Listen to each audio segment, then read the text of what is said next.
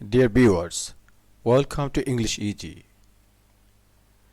Today I am going to discuss right form of verb part 2, and in part 2 I will discuss V1 plus ing V3.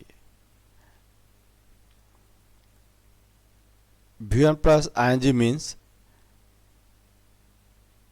ভার্বের present form plus ING, অর্থাৎ ভার্বের present ফর্মের সাথে ING কখন হবে আমরা আজকে ডিসকাস করব, এবং ভি3 অর্থাৎ ভার্বের পাস্ট পার্টিসিপল কখন হবে আমরা সেটা আজকে ডিসকাস করব। সেন্টেন্স দেখলে আমরা কি করে বুঝতে পারবো যে এইখানে ভার্বের পাস্ট পার্টিসিপল হবে নাকি ভার্বের প্রেজেন্ট ফর্মের সাথে আইএনজি হবে, আজকে আমরা এইগুলো ডিসকাস করব আলাদা আলাদাভাবে। প্রথমেই ডিসকাস করব V1 plus ING.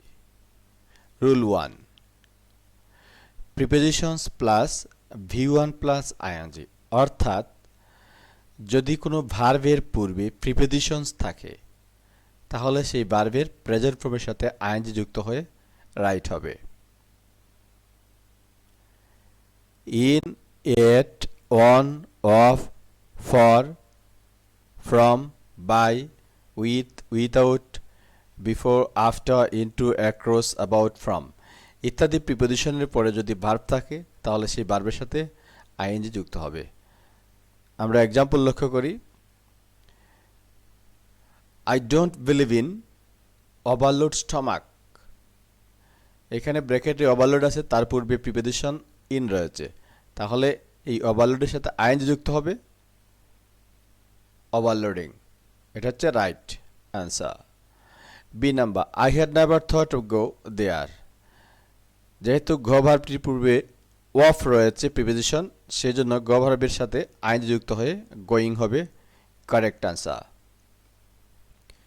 C number, he could not live without help the poor.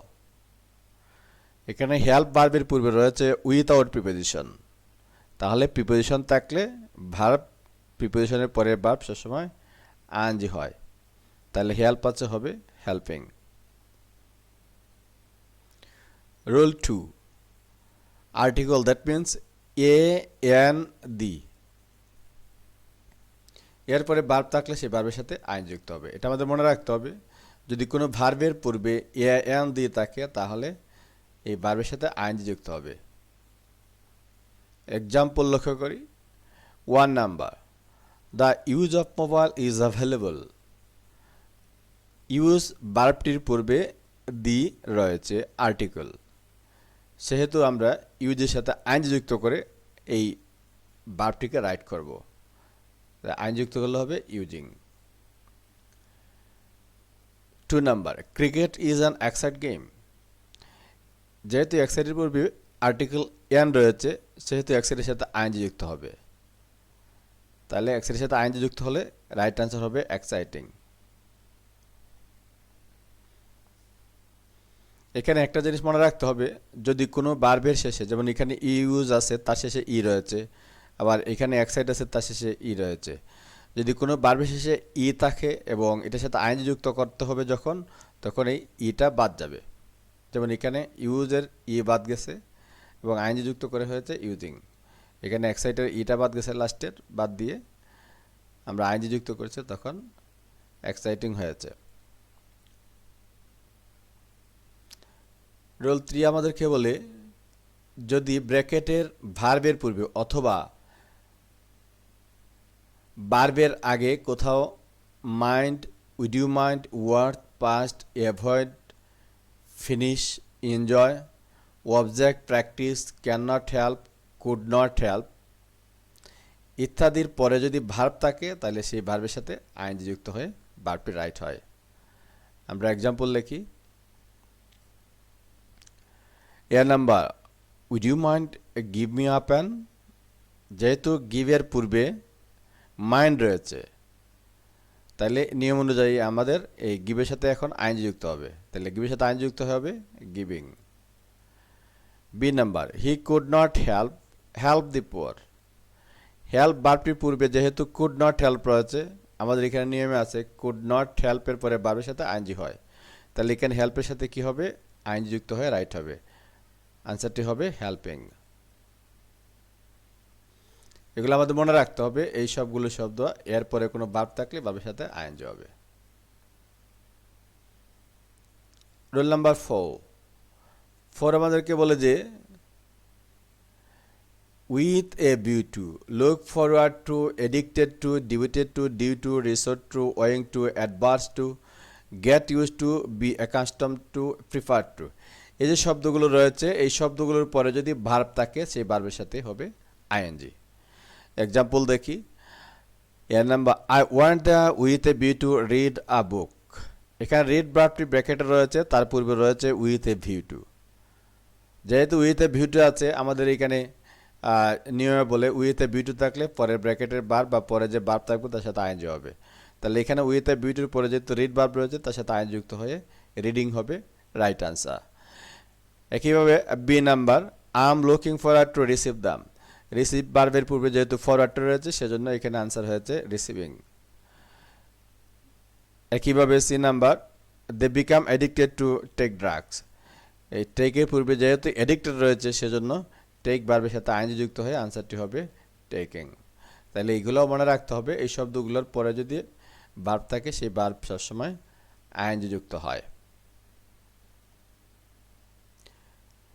Role 5 আমাদের বলে be use to plus V one plus ING. That means যদি দেখা যায় কোনো ভার্বের পূর্বে বি ইউজ টু আছে, তাহলে ভার্বের প্রেজেন্ট ফর্মের সাথে আইএনজি যুক্ত করতে হবে। বি ইউজ টু মানে কি? বি বলতে বোঝানো হয় এখানে am, is, are, was, were. এই যে গ্রিন কালারের যেগুলো আছে এইগুলোকে বি বোঝানো হয়। তো এই am, is, are, was, were এই পাঁচটির যে কোনো একটির সাথে যদি ইউজ টু থাকে আর এরপরে ভার্ব থাকে, তাহলে সেই ভার্বের সাথে সবসময় আইএনজি হবে। আমরা এক্সাম্পল লক্ষ্য করি। A number, they are use to get up early in the morning. যদি গেট ভার্বটির পূর্বে আর ইউজ টু রয়েছে, তাহলে আমরা এই গেটের সাথে আইএনজি যুক্ত করব। তাহলে আইএনজি যুক্ত করলে আনসারটি হয় গেটিং। এটা হচ্ছে right answer. B number, he was use to smoke. যেহেতু স্মোক ভার্বের পূর্বে ওয়াজ ইউজ টু রয়েছে, সেই জন্য স্মোকিং হবে এটার আনসার, অর্থাৎ স্মোকের সাথে আইএনজি যুক্ত হবে। এই জন্য আমরা এখানে কারেক্ট আনসার লিখেছি স্মোকিং। 6 নাম্বার, রোল নাম্বার 6 আমাদেরকে বলে যে সেন্টেন্সের শুরুতে ব্র্যাকেটে ভার্ব থাকলে ভি1 প্লাস আইএনজি অথবা 2 প্লাস ভি1 হয়। অর্থাৎ শুরুতেই যদি ভার্ব থাকে কোনো সেন্টেন্সের, তাহলে সেই ভার্বটি শুদ্ধ হবে, তার সাথে আইএনজি যুক্ত হয়ে, অথবা ভার্বটির পূর্বে টু যুক্ত হয়ে ভার্বটি রাইট হয়। এটা আমাদের মনে রাখতে হবে। আমরা এক্সাম্পল দেখি। এক্সাম্পল 1 আমাদেরকে বলে rise early is a good habit. যেহেতু রাইজটা সেন্টেন্সের শুরুতে রয়েছে, সেজন্য এটা রাইজ হবে না, তার সাথে আইএনজি যুক্ত হয়ে এটি রাইট হবে। তাহলে এটার সাথে আইএনজি যুক্ত হলে কি হয়? Answer rising. অনুরূপভাবে সি নাম্বার, স্লিপিং, এবং 2 নাম্বার হবে স্লিপিং। স্লিপ যেহেতু সেন্টেন্সের শুরুতে রয়েছে, তাই সে হবে স্লিপিং। 3 নাম্বার, টেক সেন্টেন্সের শুরুতে রয়েছে, তাহলে এইটাও হবে, তার সাথে আইন যুক্ত হয়ে টেকিং। আবার এটার সাথে এটার পূর্বে কিন্তু রাইজের পূর্বে টু যুক্ত করা হয়, টু রাইজ, এটা টু স্লিপ, এটা টু টেক লেখলেও রাইট আনসার হয়। তাহলে সেন্টেন্সের শুরুতে যদি ভার্ব থাকে সেটাকে দুইভাবে লেখা যায়, অর্থাৎ এটার সাথে আইন যুক্ত করে অথবা তার পূর্বে টু যুক্ত করে। যেমন রাইজ আছে, তার সাথে আইন যুক্ত করে আমরা রাইট আনসার লিখেছি, আবার এটার পূর্বে টু লিখেও করা যেতে পারত, two rice. Roll number 7, roll number 7 আমাদেরকে বলে যে বর্তমানে চলছে এমন কোনো কাজ বুঝালে প্রেজেন্ট কন্টিনিউয়াস টেন্স হয়। তো আমরা যারা টেন্স পড়েছি তারা আমরা নিশ্চয়ই জানি যে কোনো কাজ বর্তমানে চলমান বুঝালে সেটা প্রেজেন্ট কন্টিনিউয়াস টেন্স হয়। এখন আমরা যারা টেন্স পড়ি নাই অথবা পরে মনে রাখতে পারেনি, তারা একটা জিনিস মনে রাখবো, যদি সেন্টেন্সটা দ্বারা বোঝানো হয় এটা বর্তমানে চলমান কোনো কাজ, তাহলে এটার ব্র্যাকেটের ভার্বটা, অর্থাৎ এই সেন্টেন্সের ভার্ব হবে আইএনজি যুক্ত, এবং তার পূর্বে অবশ্যই এম, ইজ, আর সেন্টেন্সটির সাবজেক্ট কোন পার্সন কোন নাম্বার সেই অনুযায়ী বসাতে হবে। আরও সহজ করে বললে আমরা বলতে পারি, যদি কোনো সেন্টেন্সে now, at present, at this moment, day by day, increasingly, rapidly এই শব্দগুলোর কোনো একটি থাকে, তাহলে বুঝতে হবে এই সেন্টেন্সটির ভার্বের সাথে আইএনজি যুক্ত হতে হবে এবং তার পূর্বে অবশ্যই এম ইজ আর বসাতে হবে সাবজেক্ট অনুযায়ী। তাহলে আমরা এক্সাম্পল দেখি। A number, the boy watch movie নাও। যেহেতু নাও আছে তাহলে বুঝবো যে এই সেন্টেন্সের যে ভার্বটি রয়েছে ওয়াচ, সেই কাজটি হচ্ছে এখন চলমান। চলমান বুঝালেই আমরা এটার সাথে আইন যুক্ত করবো। তাহলে ওয়াচ আছে, হবে কি ওয়াচিং। ইজ আসলে কোত্থেকে, কারণ প্রেজেন্ট কন্টিনিউয়াস টেন্সে এম ইজ আর হয়, অথবা কন্টিনিউয়াস মনে না রাখতে পারলেও একটা জিনিস মনে রাখবো, now, at present, at this moment, day by day, increasing rapidly ইত্যাদি যদি থাকে সেন্টেন্সটিতে, তাহলে বুঝতে হবে এটা। আর এটার ভার্বের সাথে আইন যুক্ত করতে হবে এবং তার পূর্বে এম ইজ আর বসাতে হবে। তো সেই জন্য এখানে ওয়াচ হয়েছে ওয়াচিং, বিকজ এই সেন্টেন্সে নাও রয়েছে, এই জন্য এই কাজটি চলমান বোঝাচ্ছে, অর্থাৎ ওয়াচের কাজটি চলমান বোঝাচ্ছে, সেই জন্য আমরা ভার্বের সাথে আইএনজি যুক্ত করলাম ওয়াচিং। এখন যেহেতু দি বয় হচ্ছে সাবজেক্ট এবং দি বয় বললে ছেলেটি, অর্থাৎ একজন ছেলেকে বোঝানো হয়, অর্থাৎ সে থার্ড পারসন সিঙ্গুলার নাম্বার, সেজন্য আমরা এখানে ইজ ব্যবহার করেছি। B number, they play football at this moment. যেহেতু এখানে অ্যাট দিস মোমেন্ট রয়েছে, তাহলে এই সেন্টেন্সটি হচ্ছে কন্টিনিউয়াস, প্রেজেন্ট কন্টিনিউয়াস। বা আমরা মনে রাখবো অ্যাট দিস মোমেন্ট থাকলে আমরা ভার্বের সাথে আইএনজি যুক্ত করব, তাহলে প্লে হচ্ছে হয়ে যাবে প্লেয়িং, আইএনজি যুক্ত হয়ে। এখন সাবজেক্ট দে যেহেতু থার্ড পারসন প্লুরাল নাম্বার, সেজন্য এখানে আর হয়েছে, তাহলে রাইট আনসার হলো are playing. C number, they are enjoy a song now. এখানেও যেহেতু নাও রয়েছে, তাহলে আমরা বুঝবো এটা কন্টিনিউয়াস টেন্স, সেহেতু আমরা এনজয়ের সাথে এখানে আইএনজি যুক্ত করেছি এনজয়িং। এখন প্রশ্ন হলো এখানে তো এম ইজ আর লিখে নেয় অ্যান্সারে, বিকজ এখানে আর অলরেডি দেওয়া আছে, সেজন্য আমরা লিখে নেয় অ্যান্সারে। তাহলে এটা রাইট আনসার হচ্ছে এনজয়িং। রুল নাম্বার 8 আমাদেরকে বলে যে since oblique for plus time থাকলে ভি1 প্লাস আইএনজি, অর্থাৎ কোনো সেন্টেন্সে যদি আমরা দেখি সিন্সের সাথে সমাবাচক শব্দ অথবা ফরের সাথে সমাবাচক শব্দ রয়েছে, তাহলে ওই সেন্টেন্সের ভার্বের সাথে আইএনজি যুক্ত হবে। আমরা নিচের লাইনটা পড়ি, অর্থাৎ সিন্স বা ফরের পরের সময় উল্লেখ থাকলে সেন্টেন্সটি প্রেজেন্ট পারফেক্ট কন্টিনিউয়াস টেন্স হবে। যারা প্রেজেন্ট পারফেক্ট কন্টিনিউয়াস টেন্স জানো তারা খুবই ভালো, কিন্তু অনেকেই হয়তো এটা পড়ে নাই বা পড়লেও মনে রাখতে পারে না, তাদের জন্য সহজ উপায় হচ্ছে, যদি আমরা দেখি সিন্সের পরে সমাবাচক শব্দ অথবা ফরের পরে সমাবাচক শব্দ আছে, তাহলে আমরা ব্র্যাকেটের ভার্বের সাথে অবশ্যই আইএনজি যুক্ত করব এবং তার পূর্বে অবশ্যই হ্যাভ বিন হ্যাজ বিন বসাতে হবে, কারণ আমরা জানি যে প্রেজেন্ট পারফেক্ট কন্টিনিউয়াস টেন্সে হ্যাভ বিন হ্যাজ বিন হয়। তাহলে কি দাঁড়ালো, যদি সিন্স অথবা ফরের পরে সমাবাচক শব্দ থাকে, তাহলে আমরা এইটার ভার্বের সাথে ওই সেন্টেন্সের ভার্বের সাথে আইএনজি যুক্ত করব এবং তার পূর্বে অবশ্যই হ্যাভ বিন অথবা হ্যাজ বিন বসাবো, সাবজেক্ট কোন পার্সন কোন নাম্বার সেই অনুযায়ী। এক্সাম্পল দেখি আমরা। এক্সাম্পল নাম্বার এতে আছে, we live in Dhaka since 1986। এখানে সিন্স রয়েছে এবং সিন্সের পরে যেহেতু সমাবাচক শব্দ 1986 রয়েছে, সেহেতু ব্র্যাকেটের ভার্বের সাথে আইএনজি যুক্ত হবে, তাহলে লিভ হবে লিভিং। আমরা আগেই বলেছি সিন্স অথবা ফরের পরে যদি সমাবাচক শব্দ থাকে সেটা হয় প্রেজেন্ট পারফেক্ট কন্টিনিউয়াস টেন্স, এবং প্রেজেন্ট পারফেক্ট কন্টিনিউয়াস টেন্সে কিন্তু ভার্বের সাথে আইএনজি যুক্ত হয় এবং তার পূর্বে হ্যাভ বিন অথবা হ্যাজ বিন বসাতে হয়। সেজন্য আমরা বলি কি সিন্সের পরে সমাবাচক শব্দ থাকলে ব্র্যাকেটের ভার্বের সাথে আইএনজি হবে এবং তার পূর্বে হ্যাভ বিন হ্যাজ বিন হবে।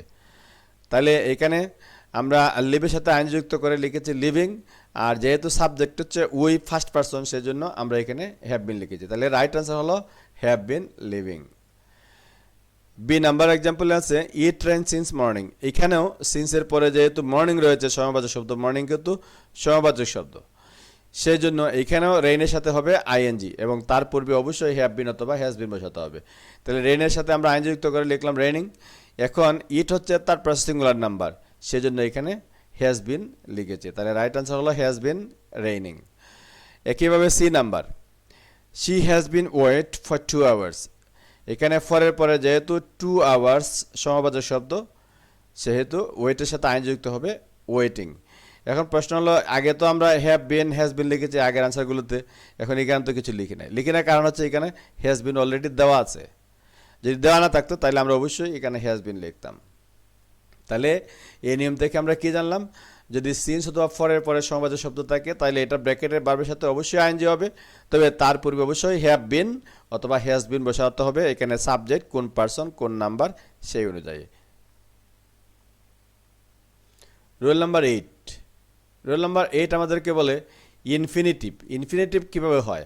ভার্বের প্রেজেন্ট ফর্মের পূর্বে যদি টু যুক্ত থাকে, টু প্লাস বি1, বি1 মানে যে কোনো ভার্বের প্রেজেন্ট ফর্ম যদি থাকে তাহলে এটা হলো ইনফিনিটিভ। আর এরকম ইনফিনিটিভের পূর্বে যদি গ ভার্ব থাকে, এটা শুধুমাত্র গ ভার্বের কথা বলা হয়েছে, আরও অনেক ভার্বই আছে, আনলিমিটেড ভার্ব রয়েছে, কিন্তু আমরা শুধু গ ভার্বের কথা এখানে বলছি, অন্য কোনো ভার্ব নয়। অর্থাৎ ইনফিনিটিভের পূর্বে যদি গ ভার্বটি থাকে তাহলে এটা প্রেজেন্ট কন্টিনিউয়াস হয়। তো কন্টিনিউয়াস কীভাবে করে হয়, আমরা এই ভার্বের সাথে আইএনজি যুক্ত করব, তার পূর্বে এম ইজ আর বসাবো। অর্থাৎ তাহলে কি দাঁড়ালো, যদি দেখা যায় কোনো সেন্টেন্সে 2 প্লাস বি1, অর্থাৎ বি1 মানে ভার্বের প্রেজেন্ট ফর্ম, 2 এবং কোনো ভার্বের প্রেজেন্ট ফর্ম রয়েছে এবং তার পূর্বে গ ভার্বটি রয়েছে, তাহলে বুঝতে হবে গ ভার্বের সাথে আইএনজি যুক্ত করতে হবে। অর্থাৎ হবে গোয়িং এবং তার পূর্বে সাবজেক্ট অনুযায়ী এম ইজ আর বসাতে হবে। আমরা এক্সাম্পল লক্ষ্য করলে তাহলে বিষয়টি ক্লিয়ার হয়ে যাবে। 1 number, he go to start a business. এই যে টু স্টার্ট হচ্ছে ইনফিনিটিভ এই সেন্টেন্সে, অর্থাৎ 2 প্লাস ভার্বের প্রেজেন্ট ফর্ম, স্টার্ট হচ্ছে ভার্বের প্রেজেন্ট ফর্ম, তো এইটা হলো ইনফিনিটিভ। এখন এই ইনফিনিটিভের পূর্বে যেহেতু গ ভার্ব রয়েছে তাহলে সেটা হবে কন্টিনিউয়াস। কন্টিনিউয়াস কী করে হয়, এখানে আমরা এম ইজ আর বসাবো এবং ভার্বের সাথে আইএনজি, তাহলে গর সাথে আইএনজি যুক্ত করলাম গোয়িং। এখন এম ইজ আর এই তিনটার মধ্যে একটি বসবে। এই সাবজেক্ট এটা কোন পার্সন কোন নাম্বার সেই অনুযায়ী, সাবজেক্ট যেহেতু এটা তার পার্সন সিঙ্গুলার নাম্বার, সেই জন্য এখানে এম ইজ আর এর মধ্যে ইজ হয়েছে, তাহলে রাইট আনসার হলো ইজ গোয়িং। একইভাবে 2 number, I got drink water only.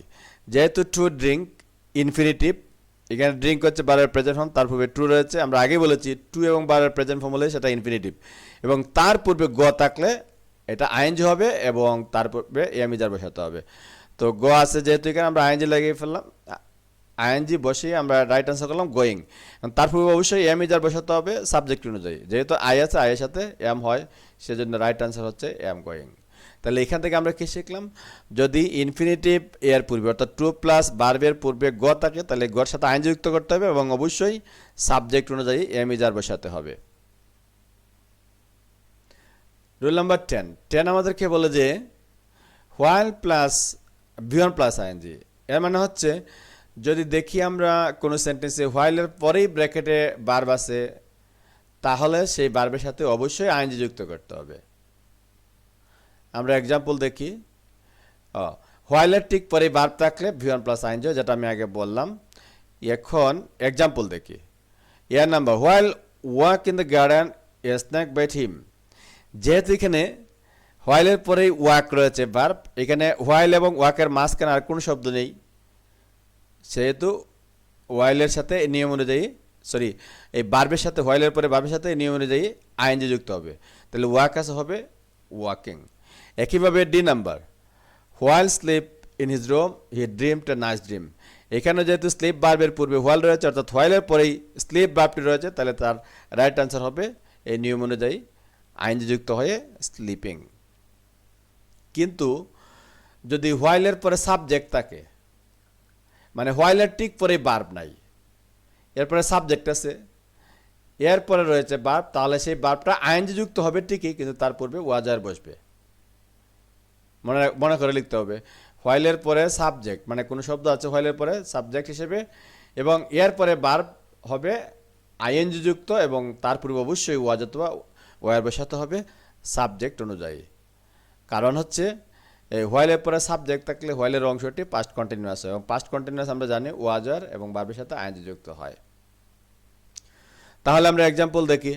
Example এ নাম্বারে লেখা আছে, while he walk in the garden a snake bite him. এখানে এই ওয়াকের পূর্বে যেহেতু সাবজেক্ট রয়েছে, তার পূর্বে হোয়াইল আছে, অর্থাৎ হোয়াইল এবং ভার্বের মাঝখানে সাবজেক্ট রয়েছে, তাহলেও এই ওয়াকের সাথে অর্থাৎ এই ভার্বের সাথে আইএনজি যুক্ত হবে, হবে ওয়াকিং, এবং অবশ্যই এখানে যেহেতু সাবজেক্ট আছে সেজন্য ওয়াজ অথবা এইখানে ওয়াজ অথবা ওয়ার বসাতে হবে নিয়ম অনুযায়ী। তাহলে এখানে হি যেহেতু তার সিঙ্গুলার নাম্বার সেজন্য এখানে আমরা ওয়াজ দেখলাম। তাহলে রাইট আনসার হলো ওয়াজ ওয়াকিং। একইভাবে B number, while it rain I was going to college. তো এখানে রেইন আছে ব্র্যাকেটে, তার পূর্বে রয়েছে হোয়াইল, কিন্তু হোয়াইল আর এই ব্র্যাকেটে বারবার মাঝখানে কিন্তু ইট আছে সাবজেক্ট হিসেবে। তাহলে আমরা কি করব, রেইনের সাথে আইন যুক্ত করব প্রথমে রেইনিং, কিন্তু যেহেতু ইট আছে তার সিঙ্গুলার নাম্বার সেজন্য এখানে নিম্নে যে ওয়াজ অথবা ওয়ার দুইটার একটি হবে, ইট তারপর সিঙ্গুলার হওয়ার কারণে আমরা এখানে ওয়াজ বসালাম। তাহলে রাইট অ্যান্সার হলো ওয়াজ রেইনিং। রোল নাম্বার 11 আমাদেরকে বলে if simple sentence contains two main verbs it may be second verb with ING or to plus second verb with present form. অর্থাৎ এটা আমরা এক্সাম্পলের মাধ্যমে বুঝবার চেষ্টা করি, খুব সহজেই বুঝতে পারবো। যেমন আই স হিম গো, এখানে এটা হচ্ছে সিম্পল সেন্টেন্স।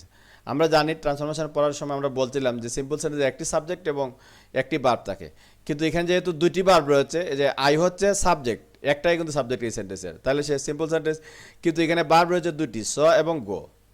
তো এটাই বলা হচ্ছে যদি সিম্পল সেন্টেন্সে দুটি ভার্ব থাকে তাহলে দ্বিতীয় ভার্বের সাথে আইন যুক্ত হয়। সেজন্য আমরা এখানে রাইট করেছি আনসারটা গর সাথে আইন যুক্ত করে গোয়িং হয়েছে right answer. 2 number example, I want to bed learn my lessons.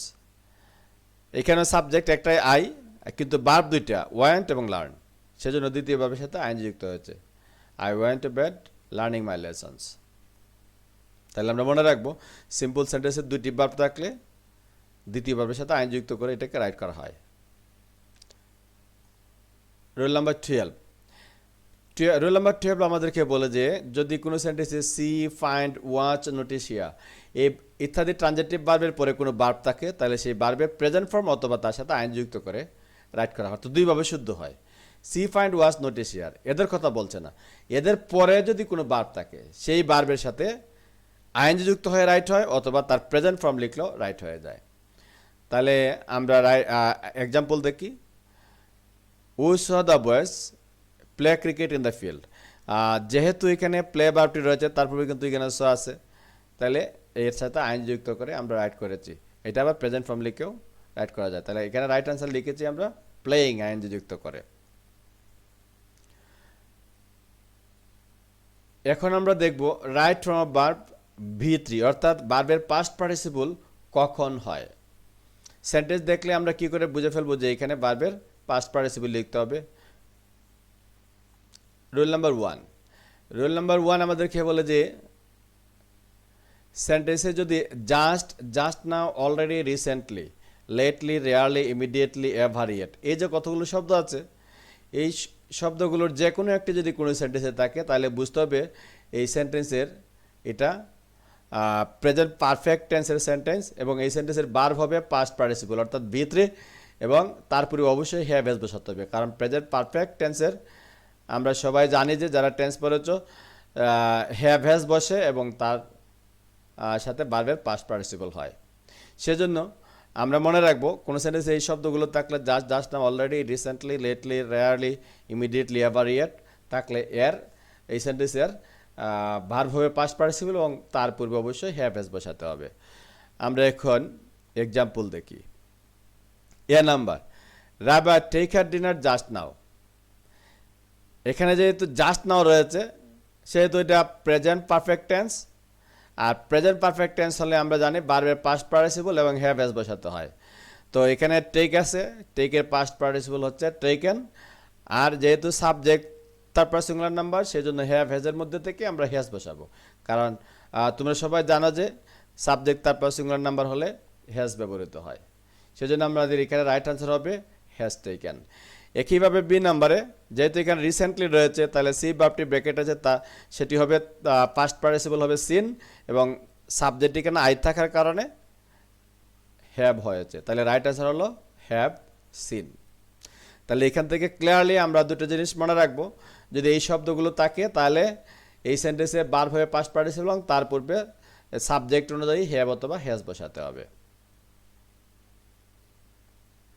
Rule number 2, সেন্টেন্সে টু হ্যাভ বলতে আমরা এখানে বুঝবার চেষ্টা করব বা মনে রাখবো যদি দেখি have, has, had, shall, have, will have, এই পাঁচটির যে কোনো একটি থাকে, তাহলে এই সেন্টেন্সের ভার্বের সবসময় পাস্ট পার্টিসিপল ফর্ম লিখতে হবে। তাহলে আমরা এক্সাম্পল দেখি। She has write a letter to her mother. এখানে রাইট হচ্ছে ব্র্যাকেট আছে, কিন্তু তার পূর্বে যেহেতু হ্যাজ রয়েছে, আমাদের নিয়ম অনুযায়ী হ্যাজ থাকলে ভার্বের পাস্ট পার্টিসিপল হবে, তাহলে রাইট হয়ে যাবে পাস্ট পার্টিসিপল রাইট হ্যান্ড। একইভাবে আই হ্যাভ মাই মিল, এখানে হ্যাভ হচ্ছে মূল ভাব, তার পূর্বে যেহেতু হ্যাভ রয়েছে, সেজন্য হ্যাভের পাস্ট পার্টিসিপল হবে right answer had. Rule number 3 আমাদেরকে বলে modal auxiliaries plus have plus বি3, অর্থাৎ দেখা গেল যে কোনো সেন্টেন্সে মডেল অক্সিলারির সাথে হ্যাভ রয়েছে। মডেল অক্সিলারি গুলো আমরা আগের ক্লাসে পড়েছিলাম, অথবা আমরা শেষের দিকে আরেকটা রুলে দেখাবো। Shall, should, will, would, can, could, may, might, must, need, dare, use to, ought to ইত্যাদি যে মডেল অক্সিলারিগুলো রয়েছে, তার সাথে যদি হ্যাভ থাকে আর এরপরের ভার্ব হবে পাস্ট পার্টিসিপল। আমরা এক্সাম্পল দেখি, তাহলে বিষয়টি ক্লিয়ার হয়ে যাবে। If you studied well you could have pass the exam. এখানে যেহেতু মডেল অক্সিলারি আছে কুড, কিন্তু তার সাথে রয়েছে হ্যাভ, তাহলে হলো কুড হ্যাভ। মডেলের সাথে হ্যাভ যুক্ত হলে কুড হ্যাভ। এখন এই হ্যাভ থাকার কারণে মডেলের সাথে এরপরে যে ভার্ব আছে পাস, সেটার পাস্ট পার্টিসিপল হবে, তাহলে পাস হয়ে গেল পাস্ট, অর্থাৎ পাসের পাস্ট পার্টিসিপল ফর্ম হচ্ছে পাস্ট।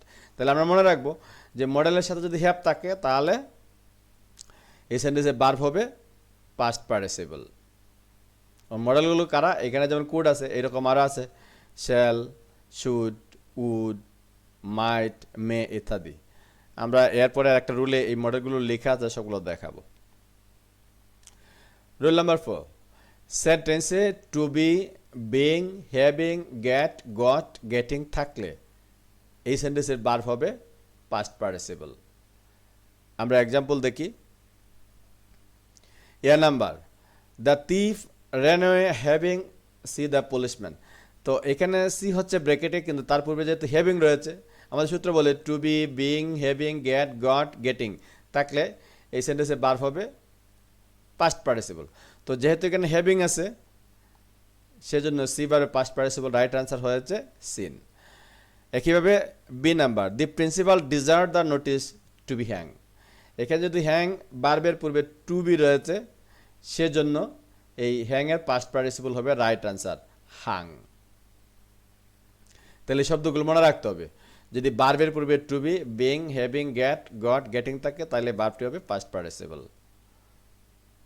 5 নাম্বার, রুল 5 আমাদেরকে বলে by this time, by morning, by Sunday, by plus time, অর্থাৎ এই যে বাই দিস টাইম না থাকে, বাইয়ের সাথে যদি কোনো সময়বাচক শব্দ থাকে, যেমন বাই মর্নিং, এটা একটা সময়বাচক শব্দ, আবার বাই সানডে একটি বারের নাম, এটা একটা সময়বাচক শব্দ, অর্থাৎ বাইয়ের সাথে যদি সময়বাচক শব্দ থাকে, তাহলে এই সেন্টেন্সটি সাধারণত ফিউচার পারফেক্ট টেন্স হয়।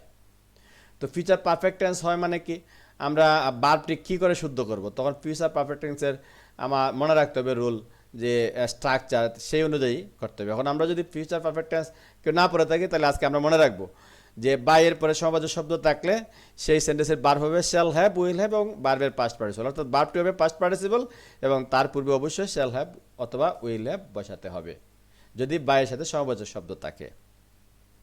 কারণ বাইয়ের সাথে সময়বাচক শব্দ থাকলে সাধারণত এটা ফিউচার পারফেক্ট হয়, আর ফিউচার পারফেক্টের স্ট্রাকচারে শ্যাল হ্যাভ, উইল হ্যাভ এবং ভার্বের পাস্ট পার্টিসিপল হয়। তাহলে এক্সাম্পল দেখি। 1 number, they go home by this time. This time মানে এই বাইয়ের পরে সমবাচক শব্দ, যেমন এখানে লিখছি আবার বাই আফটারনুন, আফটারনুন কিন্তু একটা সমবাচক শব্দ।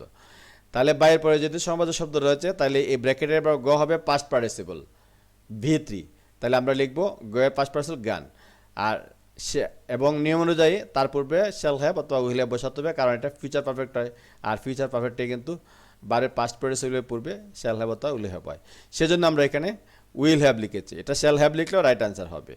তাহলে they go home by this time বা বাই আফটারনুন, এই সেন্টেন্সের ক্ষেত্রে গো ভার্বটির রাইট ফর্ম হবে উইল হ্যাভ গান।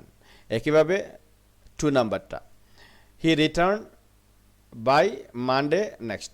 তো এখানে রিটার্ন আছে, তার পাস্ট পার্টিসিপল লিখবো রিটার্ন, আর তার পূর্বে লিখবো উইল হ্যাভ। রোল নাম্বার 6 কি বলে? রোল নাম্বার 6 বলে যে সেন্টেন্সটি প্যাসিভ ভয়েস হলে, যারা প্যাসিভ ভয়েস সম্পর্কে যাদের ধারণা আছে তাদের বুঝতে খুব সুবিধা হবে, আর যাদের ভয়েস সম্পর্কে ধারণা নেই তারাও বুঝতে পারবে কথাগুলো। এটা লেখা পড়ার সাথে সাথে আমার কথাগুলো মন দিয়ে শুনতে হবে। সেন্টেন্সটি প্যাসিভ ভয়েস হলে can, could, may, might, shall, should, will, would, must, need, dare, use to, ought to, এগুলো হচ্ছে মডেল অক্সিলারি। আগে যে আমরা অ্যাক্রোনিমে পড়েছিলাম মডেল অক্সিলারির সাথে হ্যাভ থাকলে কি হয়? বারবার পাস্ট পার্টিসিপল হয়। এখন এগুলো হচ্ছে মডেল অক্সিলারি, এগুলো মনে রাখতে হবে। এই মডেল অক্সিলারি এগুলো সাথে বি হবে এবং বারবার পাস্ট পার্টিসিপল হবে যদি সেন্টেন্সটি প্যাসিভ হয়। সেন্টেন্সটি যদি প্যাসিভ ভয়েস হয় আর তাহলে সেন্টেন্সের মধ্যে যদি বারবার আগে এই মডেল অক্সিলারিগুলোর যে কোনো একটি থাকে তখন এই মডেল অক্সিলারিগুলোর সাথে বি যুক্ত করতে হবে এবং এখানে ভার্বটি হবে পাস্ট পার্টিসিপল। আমরা এক্সাম্পল দেখি এবং এটা কি করে প্যাসিভ হলো এটা বুঝবো। Number, the work can do immediately. The work can do immediately, এখানে ব্র্যাকেটের যে ভার্ব আছে ডু, তার পূর্বে রয়েছে ক্যান, সে হচ্ছে মডেল অক্সিলারি। এখন দেখতে হবে সেন্টেন্সটি প্যাসিভ কিনা। এখানে সেন্টেন্সটি প্যাসিভ কিনা আমরা বুঝবো সাবজেক্টকে চিন্তা করে। অর্থাৎ এখানে যে সাবজেক্ট রয়েছে দি ওয়ার্কে যদি ব্র্যাকেটের ভার্ব যেটি রয়েছে সেটি সক্রিয়ভাবে করতে পারে তাহলে বুঝবো সেন্টেন্সটি অ্যাক্টিভ। আর যদি সক্রিয় না থাকে কাজ করার ক্ষেত্রে সাবজেক্ট, তাহলে সেটা হচ্ছে প্যাসিভ মানে নিষ্ক্রিয়। তো এখানে দি ওয়ার্ক কাজটি করতে পারে, কাজটি কি সে নিজে নিজে করতে পারে? অবশ্যই না। সে সক্রিয়, এই ডু এর ক্ষেত্রে এখানে সাবজেক্ট দি ওয়ার্ক সক্রিয় নয়, এই ডু এর ক্ষেত্রে দি সাবজেক্ট হচ্ছে নিষ্ক্রিয়, অন্য কেউ কাজটি করছে, সেজন্য সে হচ্ছে প্যাসিভ ভয়েস। প্যাসিভ মানেই নিষ্ক্রিয়। এই সক্রিয়তা এবং নিষ্ক্রিয়তা নির্ভর করে সাবজেক্টের উপর। কাজ করার ক্ষেত্রে সাবজেক্ট যদি নিষ্ক্রিয় হয় তাহলে এটি হচ্ছে প্যাসিভ সেন্টেন্স বা প্যাসিভ ভয়েস। তো এখানে যেহেতু এই ডু এর কাজ দি ওয়ার্কে করে না, অন্য কেউ করে, কিন্তু তবুও সে সাবজেক্ট হিসেবে আছে, কিন্তু সাবজেক্ট হলো সেই কাজ করার ক্ষেত্রে, এখানে করার ক্ষেত্রে সে নিষ্ক্রিয়, সেহেতু আমরা এটা বুঝবো প্যাসিভ সেন্টেন্স। আর এই ক্ষেত্রেই এই মডেলের সাথে বি যুক্ত হবে এবং এখানে যে ভার্ব হচ্ছে ডু তার পাস্ট পার্টিসিপল হবে। তাহলে মডেল ক্যানের সাথে বি যুক্ত হয়ে হলো ক্যান বি, আর ডু এর পাস্ট পার্টিসিপল হলো ডান, তাহলে হয়ে গেল can be done, right answer. একইভাবে B number, the mangoes could eat. এই যে ইট হচ্ছে এখানে কাজ আর দি ম্যাঙ্গোস হচ্ছে সাবজেক্ট। তো এখানে ইট হচ্ছে খাওয়া, এই খাওয়ার ক্ষেত্রে ম্যাঙ্গোস কি অ্যাক্টিভ না প্যাসিভ? অর্থাৎ এই খাওয়ার ক্ষেত্রে বা এই খাওয়ার কাজটি করার ক্ষেত্রে ম্যাঙ্গোজ এখানে সাবজেক্ট হওয়া সত্ত্বেও এই ম্যাঙ্গোজ কি সক্রিয় না নিষ্ক্রিয়? আমে কি নিজে নিজে খেতে পারে না। আমগুলোকে কেউ না কেউ খায়, মানে এখানে ম্যাঙ্গো সাবজেক্ট হওয়া সত্ত্বেও সে কিন্তু ইটের কাজ নিজে করছে না। অর্থাৎ এই ইট কাজটি সম্পন্ন করার ক্ষেত্রে এখানে দি ম্যাঙ্গো সাবজেক্ট হিসেবে থাকা সত্ত্বেও সে এখানে ইটের ক্ষেত্রে নিষ্ক্রিয়, তাহলে সে হলো প্যাসিভ। আর প্যাসিভ হওয়ার কারণে এখানে মডেল রয়েছে কুড, তার সাথে আমরা যুক্ত করব বি, হবে কুড বি, আর ভার্বের হবে পাস্ট পার্টিসিপল। আমরা জানি কিন্তু প্যাসিভে সবসময় মূল ভার্ব পাস্ট পার্টিসিপল হয়, সেজন্য ইট হয়েছে ইটেন, তাহলে রাইট অ্যান্সার হলো could be eaten. Roll number 7 আমাদেরকে বলে সেন্টেন্সটি প্যাসিভ ভয়েস হলে টেন্স অফ পার্সন অনুযায়ী অক্সিলারি ভার্ব হবে এবং ভার্বের পাস্ট পার্টিসিপল বসাতে হবে। দুইটা কথা মনে রাখতে হবে। আমরা আগে পড়েছি প্যাসিভ কেমনে হয়, সাবজেক্ট ইনঅ্যাক্টিভ বা প্যাসিভ হলে, নিষ্ক্রিয় হলেই কাজের ক্ষেত্রে তখন সেন্টেন্সটি প্যাসিভ হয়। এখন যদি এরকম প্যাসিভ হয় সেন্টেন্স কোনো পাই, অর্থাৎ সাবজেক্ট কাজ করার ক্ষেত্রে নিষ্ক্রিয়, তখন আমাদেরকে মনে রাখতে হবে টেন্স অফ পার্সন অনুযায়ী অক্সিলারি ভার্ব বসাতে হবে। যদি সেন্টেন্সে অক্সিলারি ভার্ব না থাকে তাহলে অক্সিলারি ভার্ব বসাতে হবে এবং অবশ্যই ভার্বের পাস্ট পার্টিসিপল বসাতে হবে এই সেন্টেন্সে, যে সেন্টেন্সটি প্যাসিভ ভয়েসের, কারণ প্যাসিভ ভয়েস সবসময় মূল বা পাস্ট পার্টিসিপল হয়। এবং গ্যাপের পরে যদি শূন্যস্থানে ভার্ব দেওয়া থাকে আর শূন্যস্থানের পরে যদি দেখা যায় সাবজেক্ট থাকে তাহলে তার পূর্বে বাই বসাতে হবে। সাবজেক্ট বলতে এখানে অবজেক্ট হয়, গ্যাপের পরে যে শব্দটি থাকবে কোনো নাউন থাকবে সেটা সাধারণত অবজেক্ট হিসেবে ব্যবহৃত হয়। তার পূর্বে বসাতে হবে বাই। সাবজেক্ট আমরা এই কারণে লিখেছি কারণ প্যাসিভ ভয়েসের ভার্বের কাজটি কিন্তু ভার্বের পরে যে নাউনটি থাকে সেটিই করে, সেজন্য আমরা এখানে লিখছি সাবজেক্ট। আমরা এক্সাম্পল দেখি তাহলে বুঝতে সুবিধা হবে। আচ্ছা, তার পূর্বে আমরা বুঝে নেই যে কীভাবে প্যাসিভ বুঝবো। If subject remain silent or inactive, অর্থাৎ কোনো সেন্টেন্সের সাবজেক্ট যদি সাইলেন্ট থাকে, উজ্জ্ব থাকে অথবা ইনঅ্যাক্টিভ নিষ্ক্রিয় থাকে, আমরা কিভাবে সাইলেন্ট অথবা নিষ্ক্রিয় এটা বুঝবো কী করে, আমরা একটু পরে এক্সাম্পলের মাধ্যমে বুঝবো। তখনই কী হবে, the verb will be passive form, তখন এই সেন্টেন্সের ভার্বটি হবে প্যাসিভ ফর্ম। প্যাসিভ ফর্ম কীভাবে করা হয়, ভার্বের পাস্ট পার্টিসিপল হবে এবং তারপর অবশ্যই অক্সিলিয়ারি ভার্ব বসাতে হবে। আমরা এক্সাম্পল দেখি তাহলে বিষয়টি বুঝতে সুবিধে হবে। এক্সাম্পল এ নাম্বারে দেওয়া আছে English speak all over the world. এখানে ব্র্যাকেটে আছে স্পিক, স্পিক হচ্ছে ভার্ব আর এখানে সাবজেক্ট হিসেবে রয়েছে ইংলিশ। পৃথিবীর সর্বত্র ইংরেজিতে কথা বলা হয়। ইংরেজিতে কথা কে বলে, এটা কি ইংলিশে নিজে বলে?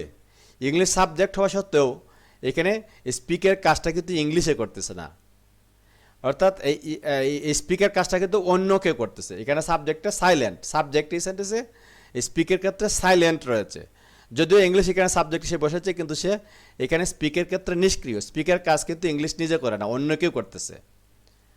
সেই জন্য এই সেন্টেন্সটি হলো প্যাসিভ, অর্থাৎ প্যাসিভ ভয়েসের সেন্টেন্স। আর প্যাসিভ ভয়েসের সেন্টেন্স হলেই এই ভার্ব হয় পাস্ট পার্টিসিপল, তাহলে স্পিক আছে এখানে ভার্ব, সে হয়ে যাবে স্পোকেন পাস্ট পার্টিসিপল। এখন প্যাসিভ ভয়েসে কিন্তু অবশ্যই অক্সিলিয়ারি ভার্ব বসাতে হয়। যেহেতু এখানে অক্সিলিয়ারি ভার্ব নাই সেহেতু আমাদের অক্সিলিয়ারি ভার্ব হিসেবে এম ইজ আর নিয়ে আসতে হবে। যেহেতু এটা প্রেজেন্ট টেন্স সেজন্য এখানে ইজ নিয়ে আসলাম। ইজ স্পোকেন হচ্ছে এটা রাইট আনসার। আমরা আরেকটা এক্সাম্পল দেখি B number. A letter has write by Ram. এখানে যেহেতু রাইট আছে কাজ আর এটা সাবজেক্ট হচ্ছে আ লেটার। এখন রাইট হচ্ছে কাজ, এই কাজটি কি এ লেটার সাবজেক্টে করতে পারে? নিজে নিজে কিন্তু করতে পারেন না। চিঠি কখনো নিজে নিজে লিখে না, অন্য কেউ লিখছে। অন্য কেউটাকে বাই রাম, অর্থাৎ রামে কিন্তু চিঠির কাজ লেখার কাজটি করতেছে। কিন্তু এখানে সাবজেক্ট হিসেবে আ লেটারকে বসানো হয়েছে, কিন্তু আ লেটারে এই রাইটের ক্ষেত্রে কিন্তু নিষ্ক্রিয়, সে কিন্তু নিজেই কাজ করতেছে না, এটা ইনঅ্যাক্টিভ এই রাইট করার ক্ষেত্রে। সেজন্য এটা হলো প্যাসিভ ভয়েসের সেন্টেন্স। এবং এই প্যাসিভ ভয়েস যেহেতু, তাহলে রাইট ভার্বের পাস্ট পার্টিসিপল ফর্ম লিখতে হবে। রাইটের পাস্ট পার্টিসিপল ফর্ম হচ্ছে রাইটেন। এবং অবশ্যই এখানে অক্সিলিয়ারি ভার্ব যেহেতু হ্যাজ রয়েছে, তাহলে আমরা প্যাসিভ ভয়েস জানি হ্যাভ, হ্যাজ, হ্যাড ইত্যাদি থাকলে তারপরে বিন বসে প্যাসিভ ভয়েস করার সময়। যেহেতু এখানে হ্যাজ রয়েছে সেজন্য আমরা তার সাথে বিন যুক্ত করেছি। তাহলে রাইট আনসার হলো has been written. C number এক্সাম্পলটা দেখি। The bird kill on the ship last week. The bird kill, এই কিল হচ্ছে ভার্ব। এই কিল ভার্বটির কাজ কিন্তু দি বার্ড সাবজেক্ট হওয়া সত্ত্বেও সে নিজে করছে না। বলছে কি যে গত সপ্তাহে পাখিটিকে জাহাজে হত্যা করা হয়েছিল। গত সপ্তাহে, লাস্ট উইক, গত সপ্তাহে পাখিটিকে জাহাজে হত্যা করা হয়েছিল। তাহলে এই হত্যা করা বা কিল করার কাজটি দি বার্ডে করে না, অর্থাৎ পাখিটি নিজে করে না, অন্য কেউ করেছে। অর্থাৎ কিলের ক্ষেত্রে দ্য বার্ড ছিল নিষ্ক্রিয়, সেজন্য এই সেন্টেন্সটি প্যাসিভ ভয়েসের সেন্টেন্স। আর প্যাসিভ ভয়েসের হলেই ভার্বের পাস্ট পার্টিসিপল হয়। তাহলে কিল ভার্বের পাস্ট পার্টিসিপল আমরা লিখেছি কিলড। এবং প্যাসিভ ভয়েসে অবশ্যই অক্সিলিয়ারি ভার্ব বসাতে হয়। এখানে যেহেতু অক্সিলিয়ারি ভার্ব নাই সেজন্য am is are was were নিয়ে আসবো। যেহেতু এটা লাস্ট উইক আছে পাস্ট টেন্স সেজন্য আমরা এখানে ওয়াজ অথবা ওয়ার আনবো। কিন্তু দ্য বার্ড যেহেতু তার সিঙ্গুলার নাম্বার সেজন্য আমরা এখানে ওয়াজ বসালাম। তাহলে এটা রাইট আনসার হলো ওয়াজ কিল্ড। আর একটা এক্সাম্পল দেখি। Cricket play all over the world. পৃথিবীর সর্বত্রই ক্রিকেট খেলা হয়। তো এখানে যেহেতু সাবজেক্ট হচ্ছে ক্রিকেট আর প্লে হচ্ছে ভার্ব, ক্রিকেটে কিন্তু নিজে নিজে প্লে করতে পারে না, প্লেটা কিন্তু অন্য কেউ করে।